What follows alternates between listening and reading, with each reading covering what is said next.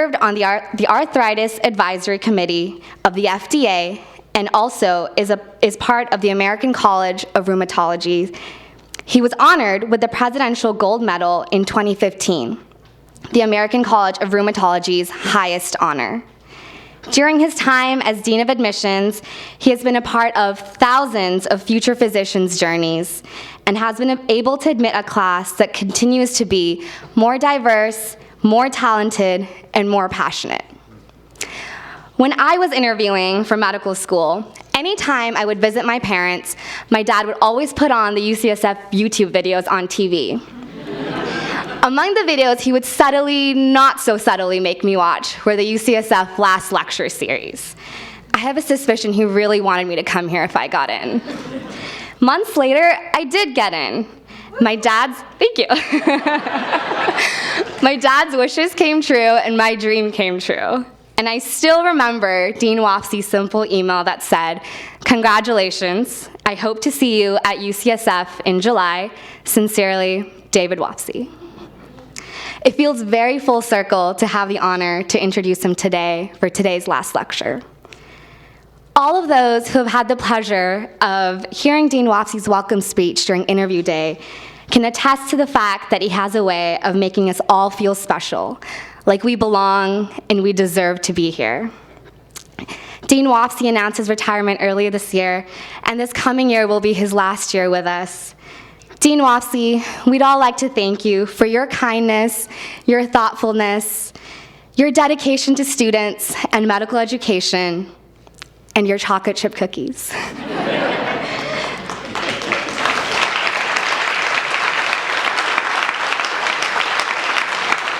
And so, on behalf of the UCSF student body, I ask Dr. Wofsy, if you had but one last lecture to give, what would you say? Thank you. Thank you so much.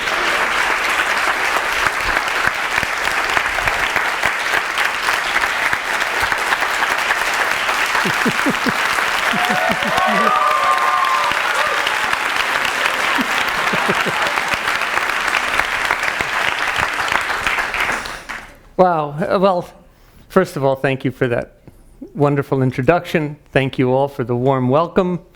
I've had some nice honors in my career. You heard about some of them. I don't expect ever to have one that's more meaningful to me than to have been chosen by the students to give this lecture, nor one more intimidating, I might add. So anyway, I want to thank the students for this opportunity, but even more than that, for the sort of warmth and friendship you've shown me over all the years. I really appreciate it. I imagine many of you know the origin of the last lecture series, but for those of you who may not, it's probably worth a minute at the beginning. About 12 years ago, a faculty member at Carnegie Mellon, having learned that he was terminally ill with cancer, decided to give one last lecture. Mostly it was a reflection on his life. And since that time, you know, the lecture went viral, and other places have thought that would be interesting to ask someone to, what would they say if they had one last lecture? Fortunately for me, I don't qualify on the same grounds that he did. So it will be part reflections on my life, but it also has some roots in a more common academic tradition in which an older member of the community is asked to inspire the next generation and impart some, you know, profound wisdom that students are presumed to lack. So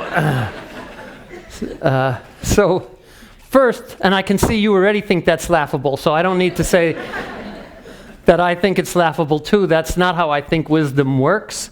And I brought along a book to make that point before we even get started. I'm going to read you a few things from the first pages of that book. The book is entitled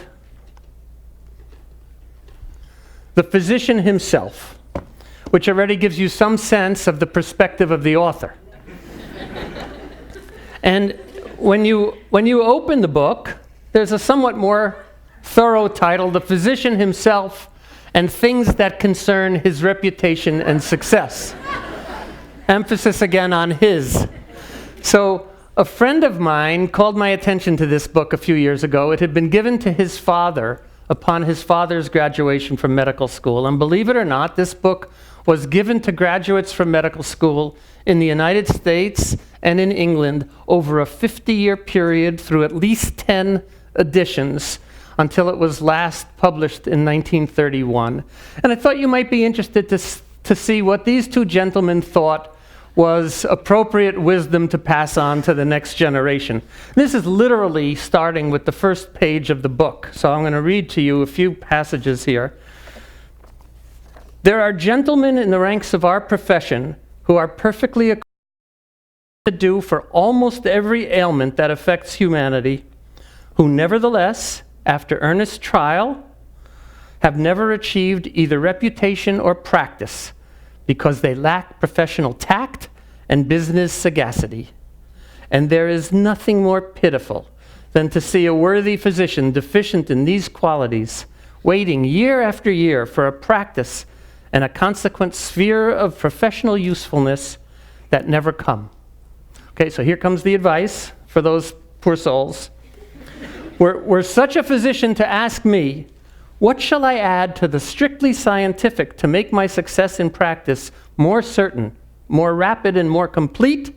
I should advise him as follows. The location and appearance of your office will have a great deal to do with your progress. Select one in a genteel neighborhood. So they didn't seem to be so concerned about service to the underserved, who later in this chapter are referred to as the great unwashed. Honest. Do not allow the ladies of the family to lounge about your office, read your books, answer the office bell, etc., lest it repel patients. Do not induce young men to study medicine, as there are already 3 doctors where 1 is required. Besides, either their success or failure may work an injury to yourself. Take care to be neat in your personal appearance.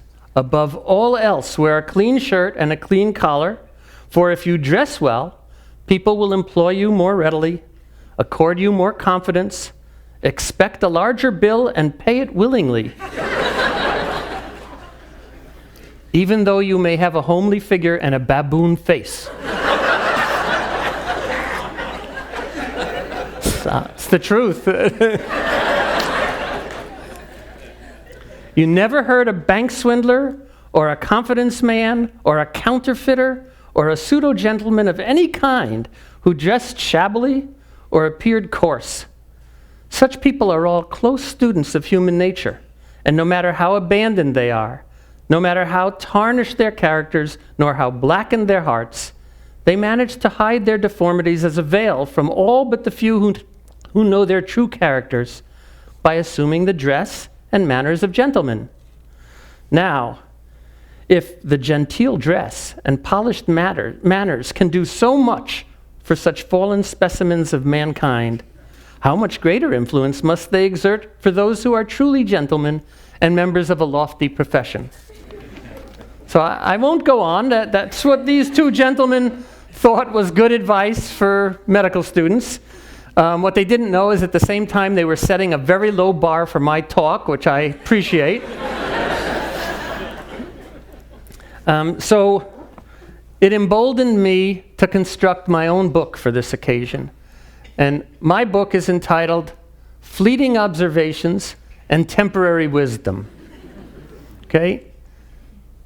So, chapter 1. In the beginning, there was Wofsy. So, the first mention of my family is recorded in the Bible.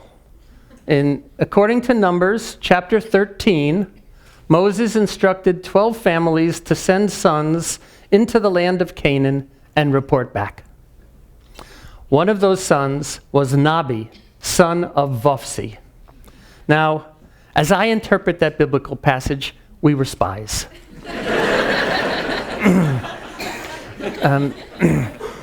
I don't really know what happened to Nabi, if he ever got out of the land of Canaan, but somebody from the family must have survived, because 4,000 years later, my grandfather, Isidore Wofsy, was born. All four of my grandparents were born in Eastern Europe and immigrated to the United States around the turn of the 20th century. They were relatively poor, hardworking, loving people whose courage in making that trip and whose sacrifices when they got here are the things that provided for me everything I inherited, all the opportunities. For me, they symbolize the aspirations of immigrants of all eras to have for their children the same things my grandparents provided for us. My parents were children during the Great Depression, newlyweds when my father entered the Army during World War II, and political targets during the McCarthy period in the 1950s and for quite a while thereafter. Like my grandparents, they experienced hardships that were far more than any I've had to endure. Their commitment to progressive social change and to peace shaped my values and my view of the world. And while I'm introducing you to the family in which I grew up, that's my sister Carla in the middle, and I'll leave it to you to guess who the little boy is on my father's lap. My father's here today. All 97 years of him are sitting here in the third row.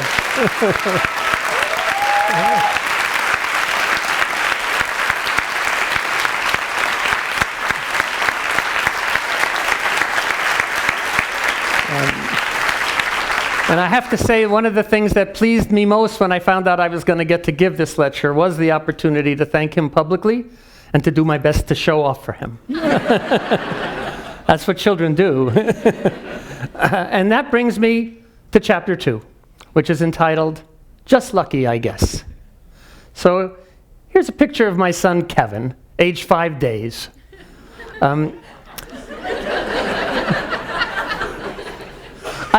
I won't try to deny the interpretation you've already made that I must have been looking forward to playing ball with Kevin.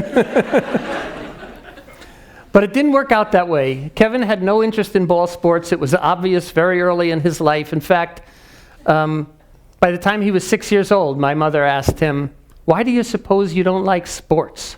And he said, "Just lucky, I guess."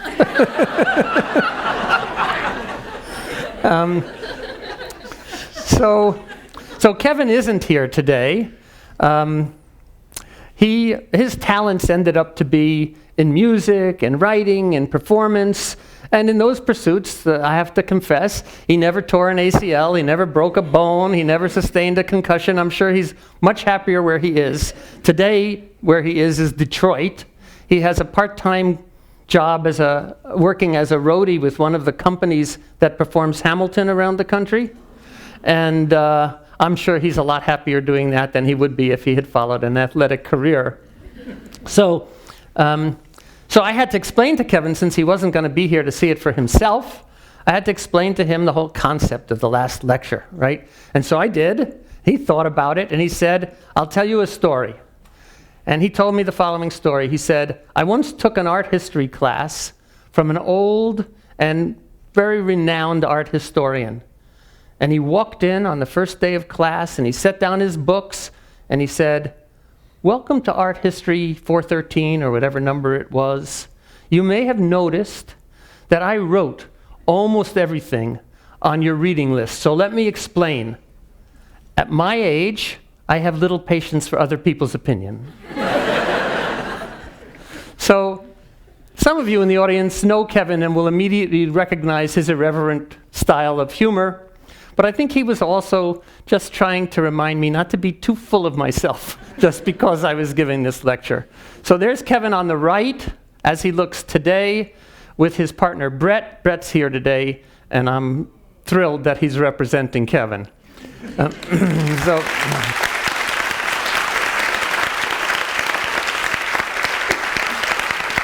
So in any case, it turns out I was like Kevin. I was lucky in ways that I never anticipated, both personally and professionally. Professionally, I consider myself extremely lucky to have been at UCSF during what I consider to be a golden period. And I assure you, luck played a role. I mean, maybe luck plays a role in everybody's life, but luck played a role for me, and I'm going to describe it. So here I am, about the time that my fellowship was ending in the immunology lab at the VA hospital.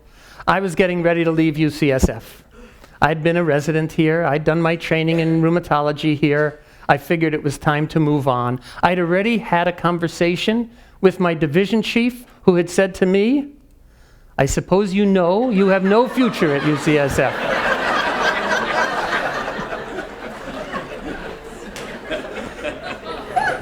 There are several people in the audience that know this is an absolute true story. I won't give you the background for this quote. It's not important. What's important is what happened next. He left UCSF before I could. And that created a vacuum in rheumatology that brought Bill Seaman in at a young age to be chief of rheumatology at the VA, and that in turn made it attractive for me to stay. It was just lucky, right? I had nothing to do with my boss's decision to move to Texas. So years later, I was at a Christmas party. Paul Voberding is here, Molly Cook is here. It was at their house. And a friend tapped me on the shoulder and said, "I have the job for you." She was chairing the committee that was searching for a new associate dean for admissions. I hadn't even applied for the job. Among other things, I wouldn't have thought I'd be a very strong candidate for the job. But she was the proverbial friend in high places, and I was in the right place at the right time, and I got the best job in the whole institution. It was another stroke of remarkable good luck. And I can't help but tell you that there was also a very interesting coincidence associated with this. The person who saved my career at the beginning, Bill Seaman, and the person who tapped me on the shoulder about the admissions job, Maxine Papadakis, not only found me, they found each other.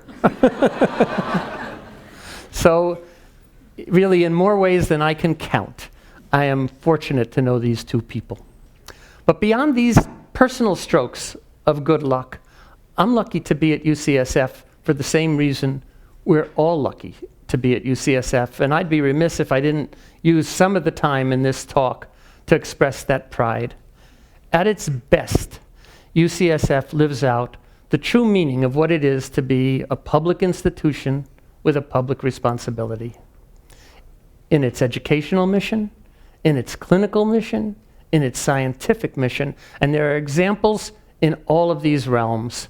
But for me, the prime example is always going to be the early days of the AIDS epidemic. So the students in the audience, and amazingly many of the young faculty in the audience, weren't even born, right? When the first AIDS cases showed up more or less simultaneously in New York and Los Angeles and San Francisco in 1981. But you all know, as a matter of history, what a terrifying time that was. Some men would come in with a rare cancer we hadn't ever seen. Some of us couldn't remember ever even hearing of it. Other men would come in with a catastrophic pulmonary infection, spend a few days or a week or two in the ICU and die, and at autopsy, they had an opportunistic infection that never happens in healthy people. And first there was a trickle of these cases, and then there was a flood, and no one knew what was going on.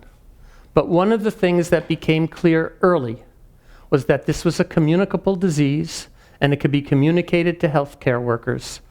And by and large, healthcare workers and their institutions and society as a whole behaved badly during that period. There are only a few places that behaved properly from the start, and the most prominent of them was the University of California at San Francisco, particularly at San Francisco General Hospital. I mean, you gotta think about this epidemic, right? This was an epidemic that could not have more precisely targeted populations of people that were already marginalized from the healthcare system. Minority communities, gay men, IV drug users, prostitutes. So maybe it isn't such a surprise in retrospect that it was easy for a lot of people to turn a blind eye. But for those of us who were here at UCSF at that time, it's always a reminder of what it means to be the healthcare provider for the disenfranchised people in your community. It's not just talk here. We were tested, we rose to the occasion, and when we're at our best, we still do it now. Now I'm going to ask you to indulge me a personal photograph from that time of 3 of the leaders during the early days of the UCSF response to the AIDS epidemic.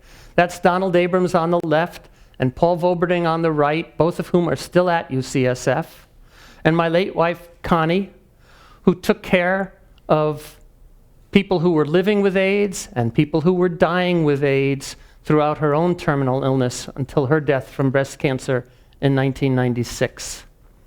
These weren't the only leaders during that time, of course. There are many of them, and many of them are still here. But some of the people who played an important role then, people like Merle Sandy, John Mills, Marcus Conant, Jay Levy, Julie Gerberding, and a host of others who took care of people with AIDS, who developed strategies to prevent AIDS and new approaches to the treatment of AIDS, and then spread those discoveries around the world and eventually contributed to transforming HIV from a uniformly fatal disease to, in most cases, a manageable chronic illness.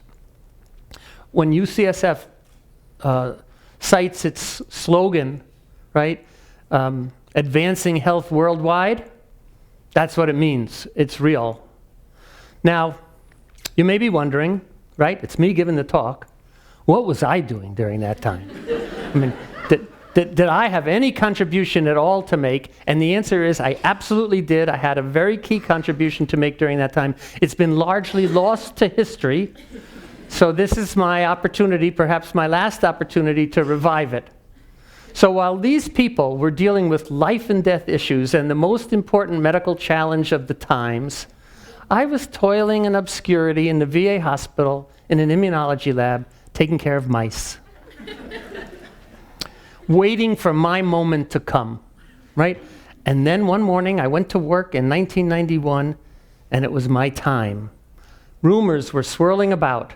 Magic Johnson had called a press conference for that afternoon, and he was going to announce his retirement from the Los Angeles Lakers because he was HIV positive. Well, Connie was a lot like Kevin. She had very little interest in ball sports, so I thought I'd better call her up and tell her what was about to happen so she'd be ready. And I did, and she said to me, "Who's Magic Johnson?"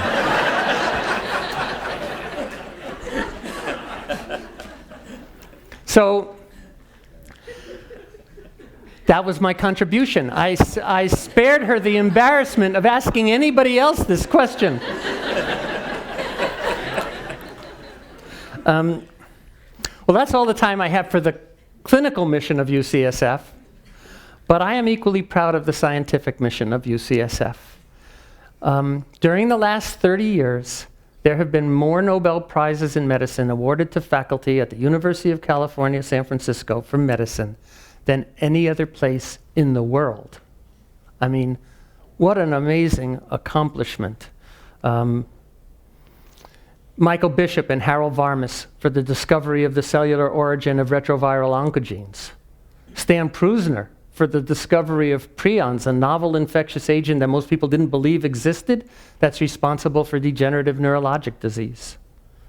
Liz Blackburn for insights into the genetic basis of aging, and most recently, Shinya Yamanaka for demonstrating that mature cells could be transformed into pluripotent cells. It's an extraordinary range of important contributions, but it's not important that we have more Nobel Prize winners than anyone else. It's just nice, right? As I sometimes say to people, the way it affects me is sometimes I'm standing in the lunch line next to a Nobel Prize winner and it feels good. Otherwise, I don't know how it affects me. But what's important is what it says about the quality of the scientific environment at UCSF and the contributions that our scientists make to people who will never walk through our doors. Okay? So in the same month that Shinya Yamanaka received the Nobel Prize, UCSF received the Spencer Forman Award. That's the highest award of the American Association of Medical Colleges for community service. And the simultaneous receipt of those two awards has symbolized for me what we often talk about as special at UCSF. We know there are other great medical schools. It's arrogant to say we're better than all of them. But if there's a secret sauce that makes us different, it's the simultaneous equal strength in basic science and primary care and community service. That's what makes us different. And it used to be easier to maintain a belief that that was the truth. You know, when I started here, the place was smaller. There were fewer faculty, there were fewer sites. We tended to know each other. And it was pretty easy to maintain a sense of mutual respect between the clinicians and the clinical and translational scientists and the educators and the basic scientists, you know, for the essential contribution that everybody was making to the entire enterprise. It's harder now. The faculty is much bigger. We tend not to know people well who do things that are different than what we do, and people are spread out all across the city. So this notion of maintaining this genuine mutual respect is harder to maintain. But I would argue that in this era, especially with dwindling resources that tempt us to fight with each other over a small pool, it's probably more important than ever to maintain that sense of mutual respect and importance. We are all in this together. If anything makes us different, that's what makes us different. And we're lucky to have each other. Now, while I'm talking about luck, it turns out that for many years, on most days, there comes a moment when I think to myself, how did I get so lucky? But it wasn't until recently that I realized that that moment always comes at pretty much the same time. And here's when it happens. I'm walking down the hall. I see somebody coming from the other direction who I admire, who I feel privileged to know. And I think to myself, how did I get this lucky? And, you know, sometimes it's somebody I know well, right? Who might not be so surprised that I have warm feelings about them. But most of the time, it's a faculty member or a staff member who I don't know particularly well. Or maybe it's a student whose name I just can't pull to mind until I'm 5 steps further down the hall and it's too late to address them by name, which I hate about myself. That's when it happens. Those are the moments where I say to myself, how did I get this lucky? It's about the people I've worked with all this time. And frankly, I thought about, is there a way in this lecture to mention the names of all the people who would be surprised to think that's how I feel about them? But I can't. It's too many people, and it's of no interest to anybody else but me. But there are a few people I want to pause to acknowledge because they've had such a big role in my success. And they're people on our staff who tend to be overlooked when faculty members like me get all the credit. So this is Lydia Espino. Most of you don't know her. Lydia has supported my research in rheumatology and the research of many others in rheumatology for years.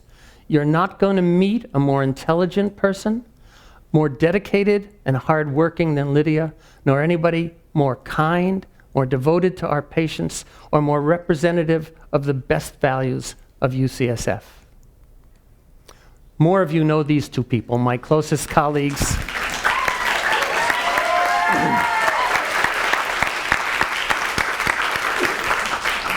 My closest colleagues in admissions. On the left is Kathy Ryan. Kathy was already working in admissions and experienced at it when I started there, so she taught me most of what I know about how to do admissions. And on the right, Helen Chung, my indispensable right hand for the last 12 years. Nothing we've accomplished in admissions during that period of time would have been possible without the superb work of these two people or their commitment to academic excellence and diversity. If I were to disappear tomorrow, admissions would run smoothly. It would have fewer chocolate chip cookies. Other than that, you might not notice the change. That's not false modesty. That's the absolute truth. If these two people were to disappear tomorrow, there would be an immediate crisis. I also want to acknowledge 3 people from Student Academic Affairs and Financial Aid, Lisa Raskulinic, Annie Osborne, and Jerry Lopez. Their quiet, behind-the-scenes commitment to maximizing scholarships for students is extraordinary, and it's done without any thought of personal recognition. So how do I feel about working with all of these people? Like Kevin, just lucky, I guess. And that brings us to chapter 3. Chapter 3 is entitled, Into Each Life Some Rain Must Fall, subtitled, Lessons on Hubris from Henry Wadsworth Longfellow and John Steinbeck. Okay, so in this chapter, we learn that not all luck is good luck.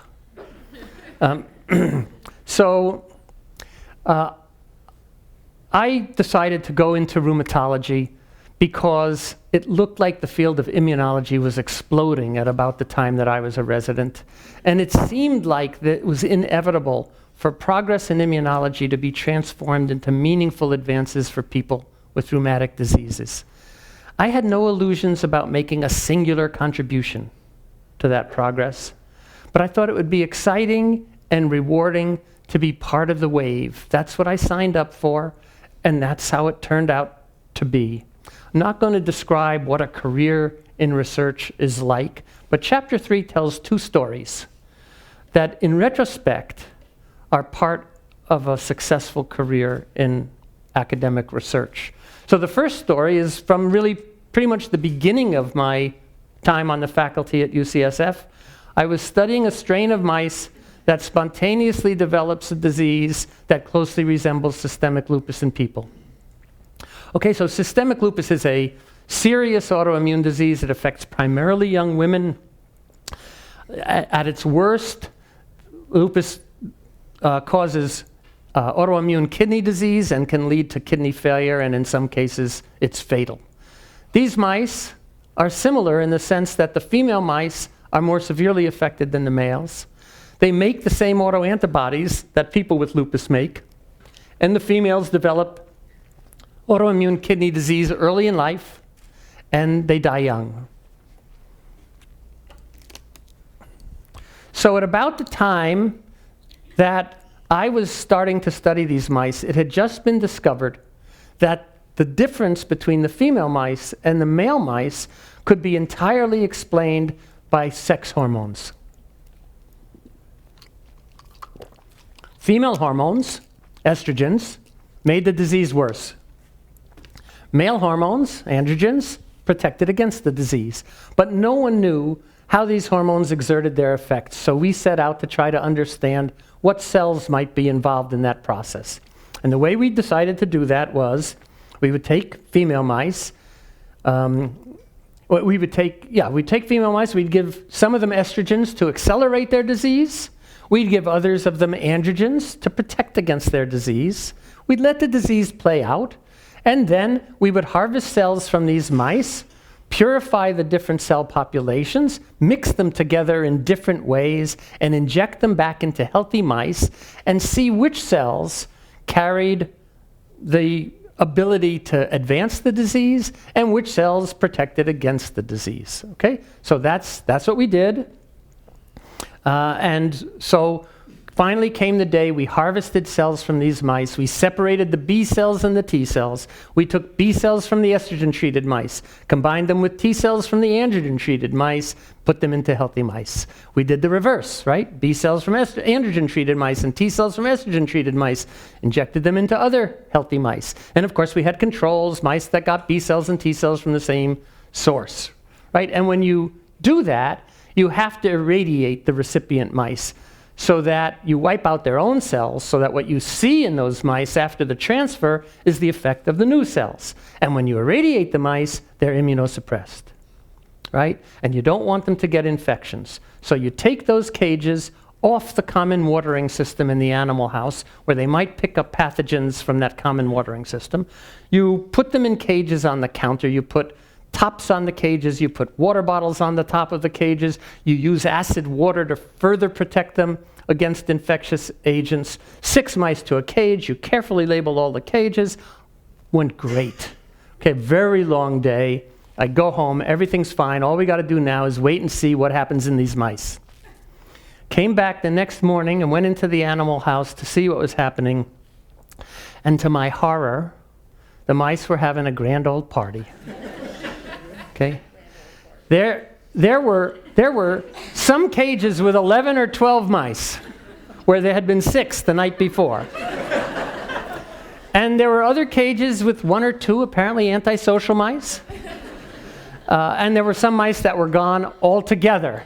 And I sat there, I just stood there staring, thinking, who hates me so much that they would have sabotaged my experiment in this way? I mean, did someone come up from Stanford and sneak into the, animal care facility?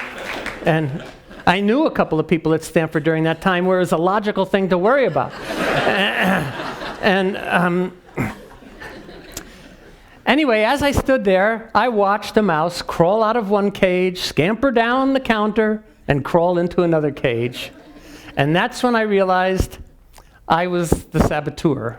Because what had happened is when I removed the mice cages from the common watering system, I hadn't paid attention to the fact that there's a hole in the back of the cages through which the spigot inserts that connects them to the common watering system. Now, I have to say, all these years later, I don't recall if I thought that hole was too small for a mouse to get through, or if I didn't think about it at all, which seems much more likely in retrospect. But that's what was happening. Mice were crawling out of these holes, crawling into the holes of the next cage. I had no idea which mice had gotten which cells. Only the cages were labeled, not the mice. And months of work, not just by myself, but by other people in the laboratory, and who knows how many dollars of grant money was blown in one act of, stupidity that you would have assumed an 8-year-old wouldn't do, right? So that's story number 1. Somehow I got through that story and went on to have some successes in these mice, enough successes to advance my career. And I'm going to take this off the screen. I don't like to look at it.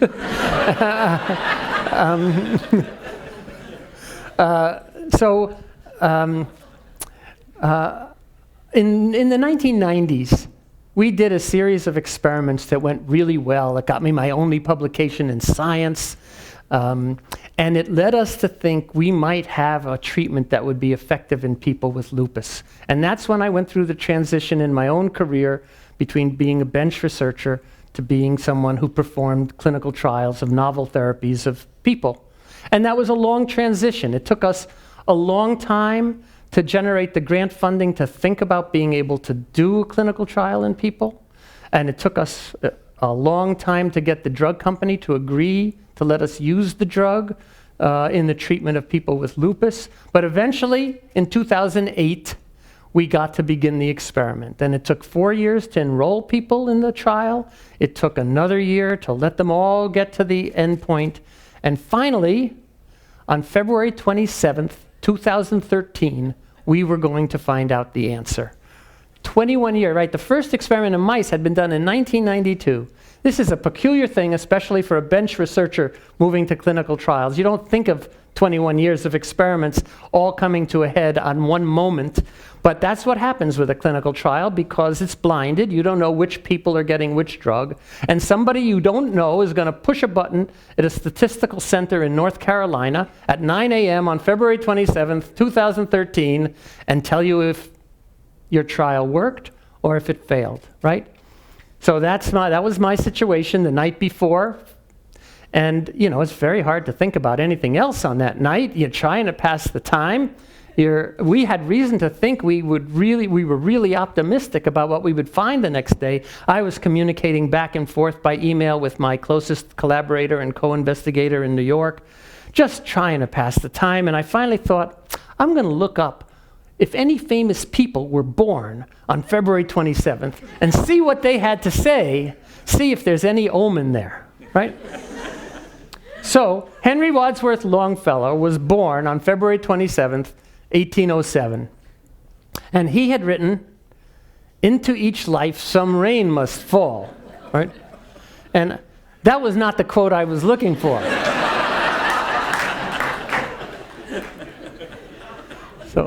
So I kept looking. John Steinbeck was also born on February 27th, 1902, I think. And he had written, "Man is the only kind of varmint that sets his own trap, baits it, then steps in it." And of course, as it turned out the next morning, they were both right. The treatment group and the control group were identical. The treatment had failed. So I tell you these two stories of failure, and not stories about successes, because the mere fact that I'm standing up here in front of the room is evidence enough that I must have had successes. What we don't usually talk about, in fact, what we usually try to conceal, and that's true for me too, are our failures, our disappointments. In my case, our acts of incredible stupidity. But we get through it because of the support of our family and the support of our institution that let us keep trying. And because we know that even these disappointments are part of the wave, and that's what we signed up for. And that brings me to chapter 4. Now, in chapter 2, I expressed my pride in UCSF. Chapter 4 is about things we need to do better. It focuses on 3 wishes. 2 of these wishes are things that are specifically about UCSF, and we can make them come true. And I should be very quick to say, before I even describe these wishes, these are not just my wishes. These are the wishes of the majority of people in leadership at UCSF and the majority of people in our community, many of whom are already working to make them come true. I just happen to be the person who's in a position to give them voice today.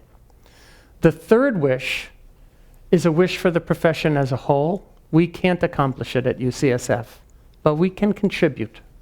So, wish number 1. There needs to be a dramatic increase in the diversity of our faculty, particularly with regard to African American faculty, and it needs to happen on a timeline that is entirely unprecedented in our history. Okay? So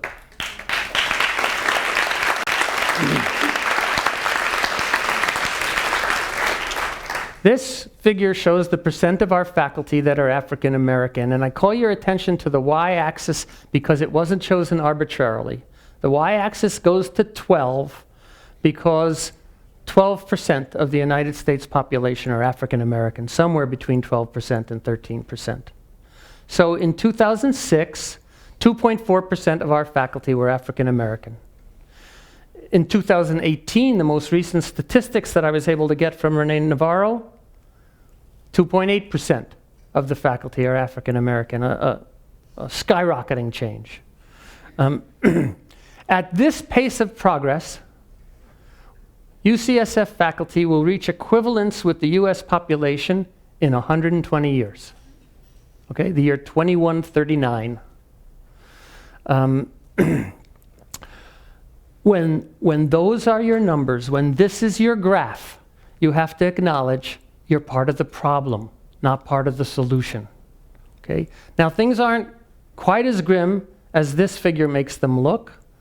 There actually has been a substantial increase in the absolute number of African American faculty at UCSF during this period as the total size of the faculty has grown.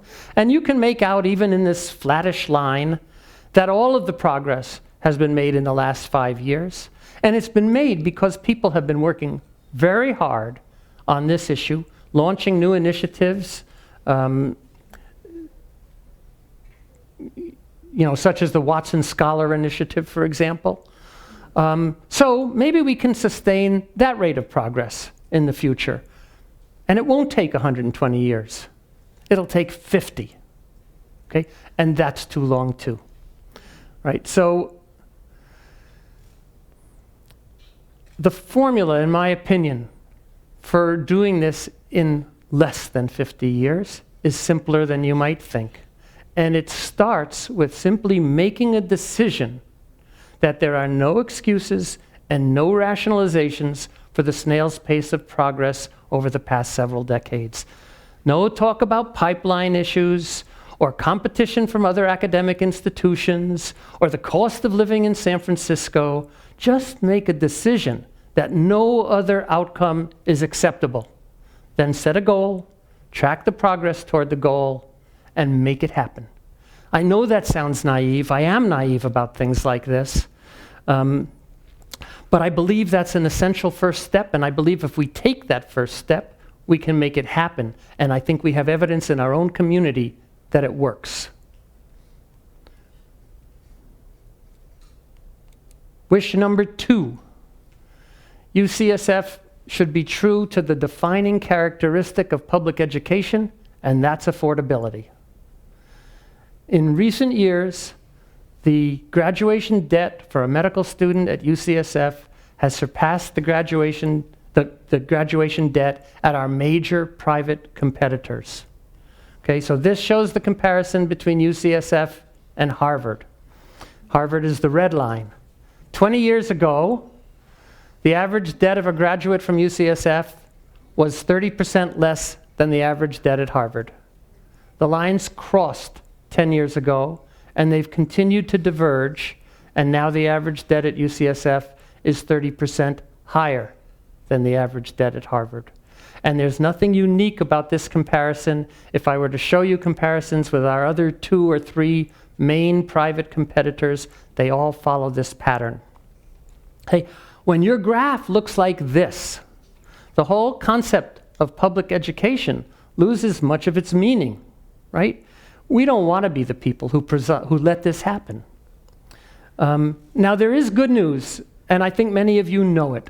In recent years here, it has become a very high priority to reverse this pattern. And through the hard work of a lot of people at UCSF and the generosity of some very big donors, there's been a sharp increase in philanthropic support for scholarships. At the moment, much of that philanthropic support is still in the form of pledges. When those pledges come to reality, it may be possible to change the shape of this curve, although there's no guarantee that even then it will be enough. And in any case, until that happens, we need to think of other ways to impact this graph. Now, I think you're aware of some of the things that are happening on this campus. For example, in the last few years, there's been added to the budget a cost of living adjustment for all the students across the campus to help offset the high cost of housing in San Francisco. That's an important step. But it's not enough. And I would like to think that at some point, we will at least enter into discussion about whether or not there should be a line item in the annual budget of UCSF for student scholarships. Right now, the sources of scholarships are these. The students and their parents contribute to scholarship support through the tuition that's paid, a portion of which is returned to students as scholarships. And the other source is philanthropy, right? There is no line item in the budget separate from those 2 sources that says UCSF is going to be using some of its revenue to devote to student scholarships. I think it's time to think about whether that should exist. Now, having said that, let me be clear, and I truly believe that the students in this audience know and understand what I'm about to say. Student scholarships is not the only priority on this campus. It's easy to talk about a graph without a context, okay? There are other very compelling needs here that have just as high a priority. Some might argue a higher priority, right? I mean, how do you prioritize the need to provide a living wage to the people who work here so that they can live in the same expensive city in which they work? You have to provide state-of-the-art resources for the faculty that are already here. That's become a big issue on the Parnassus campus so that people aren't tempted to leave and go to other institutions or to private industry. You have to maintain really appealing recruitment packages so that the next generation of outstanding people that are attracted here can maintain the standards that have been set over the last generation. And those are problems that defy easy solutions, especially when resources are limited. So I don't want to be misunderstood here. This is one of many important priorities. But at the moment, I don't think it's on the table when the income of the institution is doled out for next year's budget. It may be that only a token amount can be paid to that. But I think just adding a line onto the budget would be an important statement to say, we're all in this together, and we have a responsibility to change the shape of this curve. Now, before I leave it, I want to make a point. I know the medical school best, and so I'm showing you medical school data. And I'm guessing that most of the people in the audience are from the School of Medicine. But I could show you figures from the other schools here. If I showed you the dental school debt, it would be considerably higher than this. This is not just the School of Medicine problem. Wish number 3 is the big wish. Okay, I hope and I believe that health professionals will play an important role in solving the daunting social, political, environmental, economic challenges that have an adverse effect on human health in the United States and around the world. Climate change, gun violence, poverty, race hatred are among the social determinants of health where we need to be outspoken. Okay? But I'm not going to talk about them today. I'm going to talk about another factor in which physicians have historically been activists, but where I think we've become numb. Beyond the impact of climate change, I think the greatest threat to human health and to human survival is war. Okay? And there are a lot of ways to make that point. We don't talk about it here. We don't really feel it's part of our curriculum. But we live in an evidence-based environment here with a reliance on the medical literature. So I'm going to make the point with an article from the New England Journal. In 2008, there was an article in the New England Journal that described the Iraq Family Health Survey. Okay? What the Iraq Family Health Survey set out to do was to quantify the number of combatant deaths in Iraq during the first 3 years of the Iraq War. But it also quantified the increase in civilian, non-combat related, health-related deaths from diabetes, from all causes. And what they found was that compared to the 3 years prior to the Iraq War, there was an increase of 300,000 health-related civilian deaths in Iraq. Hospitals had been bombed, right? Doctors had fled the country or been killed. Medications were in short supply and access to them was extremely limited. The infrastructure was destroyed. Sanitation was awful. Living conditions were awful. And as a result, on average, during those 3 years, there was an excess of health-related deaths of 275 per day. Okay, it's hard to sort of adjust. What does 275 per day mean? So I'm going to put it in perspective, at least in the way I've tried to understand it. 275 civilian deaths every day is the equivalent of one Twin Towers attack every 10 days for 3 years, right? In a country whose geographic size and population is about the same as Texas. So we don't react to that statistic in Iraq the way we would react if there was a Twin Tower attack in Texas every week or two for 3 years, right? We just don't feel war in the United States the way it's felt in the rest of the world. But I actually added up the number of years in my life that the United States has been at war, troops on the ground fighting in other countries. And the answer is about half my life. And for those of you in the audience who are younger than I am, your country has been at war for more than half your life. I also added up the number of countries we've bombed during that time. And if that brings a number to your mind, I can assure you the number it brought to your mind is too low, because the number is 25. What I haven't been able to quantify are the tens of trillions of dollars that have gone into those pursuits, or the effect that's had on social programs in the United States, such as the ones I was just talking about, public education and student debt. Okay? Politicians aren't going to solve this problem. In my life, we've had these wars under all presidents, liberals and conservatives, Democrats and Republicans. It really feels to me at this point that the only thing that ever gets bipartisan support anymore is the decision to go to war or bomb somebody.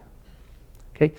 This is going to change if there are movements of people, and I think there is a compelling logic for physicians to have a leadership role in those movements. And there's evidence of it, and there's evidence of impact from places like the International Physicians for the Prevention of Nuclear War, or the Physicians for Social Responsibility. So I actually think it's reasonable to wish this wish. Now, there are a lot of important wishes, a lot of things that need to be done. This may not be your wish, right?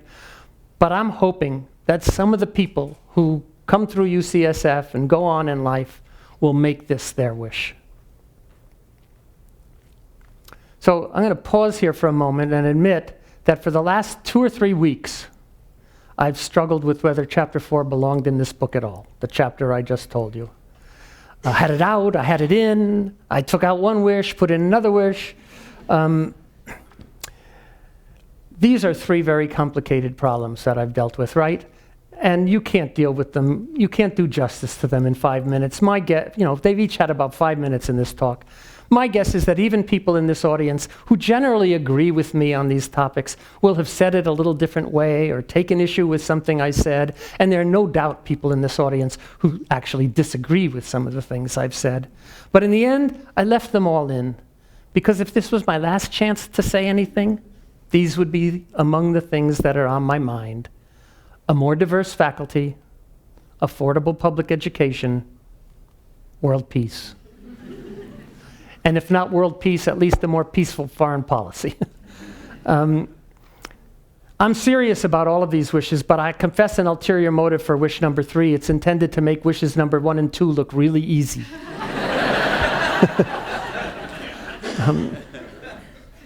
Okay, so that's all the heavy stuff. Thank you for listening. That's what I believe in. The rest of the book is more personal.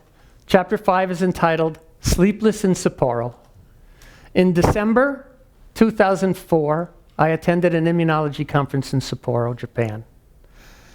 On the night before I was to fly home, I was staying in a ryokan. A ryokan is a really nice inn in Japan. Functionally, it's probably a lot like a motel in the United States, but much nicer. But one of the things about a ryokan is you sleep on a mat on the floor. And for that reason, and maybe others, I was having a lot of trouble sleeping that night. But it wasn't the usual trouble sleeping, where you're going through your worries in your mind, and what am I going to find when I go home, and all the work that's piled up. No, I was in a very good mood that night, and I had found my mind wandering to the happiest experiences of my life. And then I did something entirely out of character for me. I can't tell you how entirely out of character. I got up, opened my computer, and decided to write down the happiest experiences of my life. No rules about what was written, no filters, no preconceived notion about how many things would be on the list. Would it be a top 10 list? Just write as fast as things came to mind and see what was there when I finally paused and couldn't quite know what was next. So I did that. And at the end, there were 13 things on the list. I'm not going to read you the whole list. You're probably thinking, what a relief. I'm not going to read you the whole list, but I do want to make some observations about my list. Number 1 on my list, I truly believe, would be number 1 on the list of many people in this audience. And it's only for that reason that I'm not embarrassed to tell you what it is. Number 1 on my list was falling in love. Okay? There's no experience like that. You can't think of an analogy to that experience. So that belongs number 1. The rest of the list was dominated by my children, and to a lesser extent, other members of the family. So now's the time I should introduce you to the children you haven't met yet. Okay? This is my daughter, Susan. Kevin's in Detroit, but I can always count on Susan to be present. So,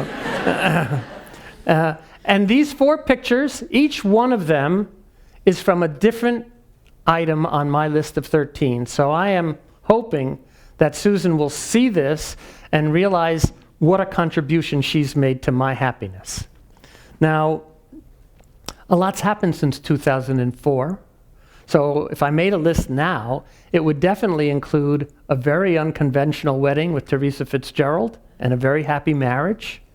And it would certainly include a moment that I always refer to as Wheels Up in Cincinnati, when Grace joined the family. Okay? But what struck me most about my list was what wasn't on it. There was nothing on it about academic achievement. I had devoted my career to academic life. I had been successful at it. I had enjoyed it. And it wasn't on my list.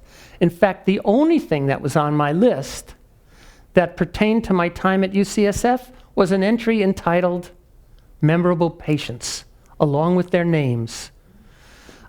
I really wanted to say their names out loud here. I'm sure every one of them, if they thought that I would be mentioning their name in this context, would be thrilled, but I'm going to obey HIPAA. I know this is going to be online, and I've already said other things that are going to get me into trouble. I don't need to mess with HIPAA. But it was a shock to me. You know, there was no time in my career after my fellowship that I devoted more than 20% of my time to patient care. And patients were the only thing that made my list. Now, if I were to make a new list now, there would be an academic achievement on it, okay?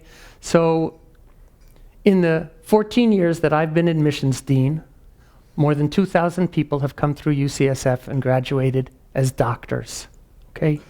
To have played a small part in launching their careers has been an extraordinary experience.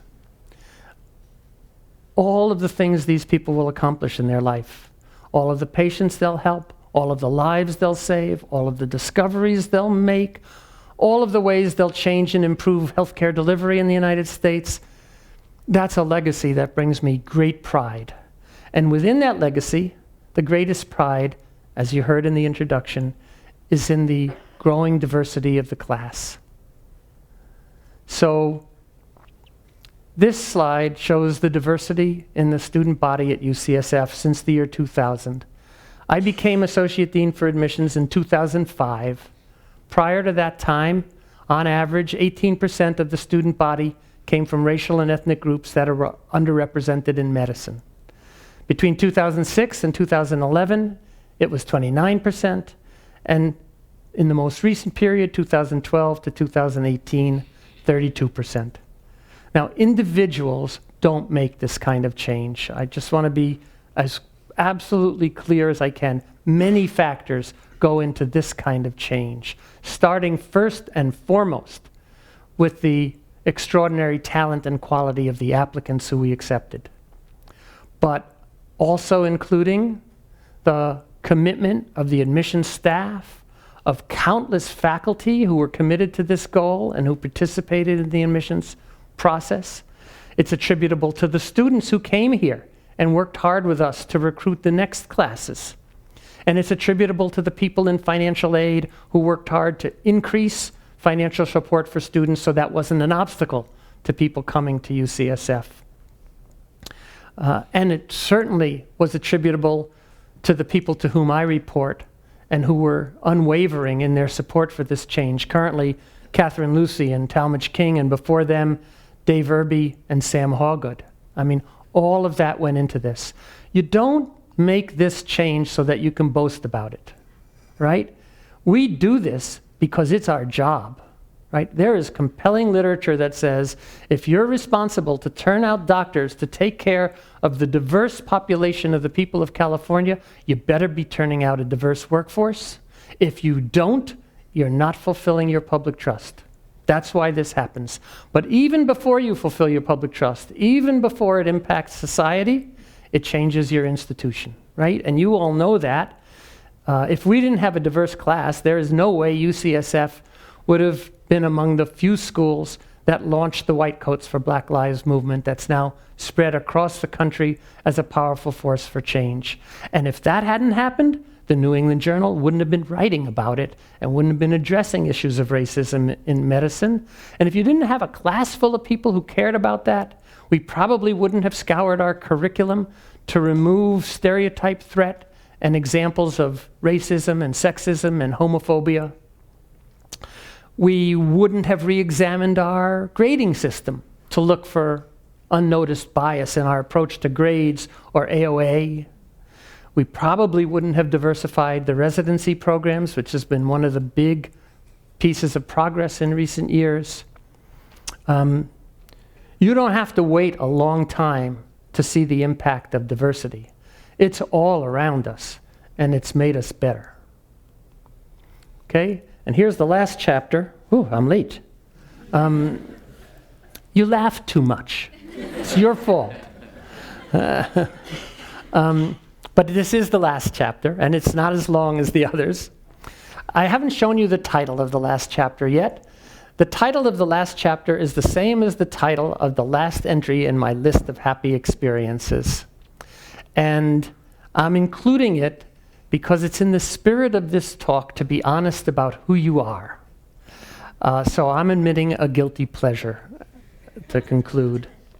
The last chapter in my book is entitled Baseball as an Emotion. My daughter is hiding her face, but she's symbolizing baseball as an emotion in this photograph. In a moment, I'm going to read to you the entry under baseball as emotion on my list, but I need to explain something to you first. I was born in New York City when the Dodgers, the Giants, and the Yankees all had New York teams. If you were a little boy in New York, you cared about baseball. And I was born 4 months before Jackie Robinson broke the color line.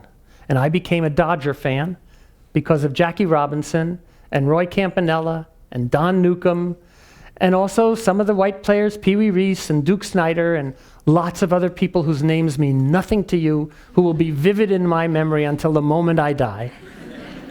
Okay? I was among those little boy Dodger fans who argued that Duke Snider was better than Willie Mays, right? I even knew then it wasn't true, but I argued it. But somehow, over the course of time, I made a transition that would have been unthinkable to me as a child. I transferred from being a Dodger fan to a Giant fan. But that's why my list is equal parts Dodgers and Giants. Here's what I wrote. An array of special baseball moments should count as a single experience. Call it the experience of sport as an emotion. The Dodgers' first World Championship in Brooklyn, listening to Sandy Koufax's perfect game on a portable radio, the Polo Grounds and Yankee Stadium and Ebbets Field with my father in New York, and 50 years later, returning the favor by taking him to a game that Barry Bonds ended with a game-winning home run in the bottom of the ninth. A Giants game with Kevin and Susan for Father's Day in 1998. Being among close friends from Boston when the Red Sox finally beat the Yankees. Crying every time at the end of Field of Dreams. Okay, that was my 2004 list. It was a pretty good list. Like now it would include 3 World Championships as a Giants fan. It would include taking my father to see Tim Lincecum pitch in the World Series 74 years after he had seen Carl Hubble pitch for the Giants in the World Series. He may be the only human being who can say that. It would include taking Grace to her first baseball game when she was 3 weeks old. And in one of those amazing things that just shows you the unpredictability of life, even Travis Ishikawa might have been in my book. And if you don't understand why, ask somebody near you and it'll become clear. I don't know why sports move me so much, but they do. I don't expect ever to understand the deep psychological explanation for that. But one of the factors, I'm sure, is that in sports, you know when you win, and you know when you celebrate. The game is over, the World Series is over, you look at the scoreboard, you know you won, and it's time to celebrate. Real life isn't like that. Real life doesn't have a lot of absolute victories and unrestrained celebrations. We tend to think more about the disappointments and dwell on them. And I think preparing this talk for me and thinking back on things helped me sort of think about the fact that I really needed to notice the everyday victories more than I do and take time to celebrate them. I think, for many people, that sentiment is encapsulated in the phrase, smell the roses, right? For me, it may be closer to play ball. So all of that comes under the heading of fleeting observations. This is all you're going to get for temporary wisdom. Number one, it's all about the people. I didn't actually set out for this to be the theme of the talk. It just became the theme organically, and I didn't notice it till I was done. But it was about the people, and that's true, of course, in our personal lives, we know that, but it was true in my professional life. It's about the people who gave me the opportunities that I've had in my research career, in my associate dean career. It's about the people who stuck with me when I did stupid things. It's about the people I pass in the hall. It's about the patients I remember when I don't remember much else about my career. It's about the students who come through here and go on to do amazing things. I have two friends here in the first row. It's about friends you trained with who come from far away because they know you're nervous about giving a talk and they want to be supportive. It's all about the people. Number two, be part of something bigger than yourself. Something you can't achieve on your own, but that you can achieve by working with other people. So for me in my research career, it's been looking for better treatments for autoimmune disease and lupus in particular. We're not there yet. Someday that will happen, and I will have been part of that. And in my admissions career, it's creating a more diverse workforce. You can't do that alone, but if enough people do it, it'll happen. So that's the second piece of wisdom. The third piece of wisdom, I haven't talked about it all, it's my sister's wisdom. Help the person in front of you. So shortly after my sister Carla died, her daughter told me something that Carla had said to her. Carla had said, "You may not be able to change the world, but you can always help the person in front of you." And I've always thought that's about the best advice I've ever heard, and I particularly like it in the context of the second piece of wisdom here, right? The second piece of wisdom says, be part of something you can't achieve on your own. And the third one reminds you there are things you can achieve on your own, right? So this is my temporary wisdom. I'm also going to steal one piece of wisdom from somebody else because it resonates so strongly with me. Change will not come if we wait for some other person or some other time. We are the ones we've been waiting for. We are the change that we seek. Okay? And one last message from me, try to celebrate.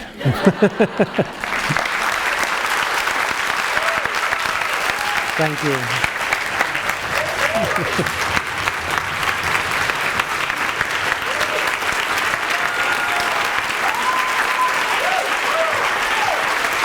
Thank you so much.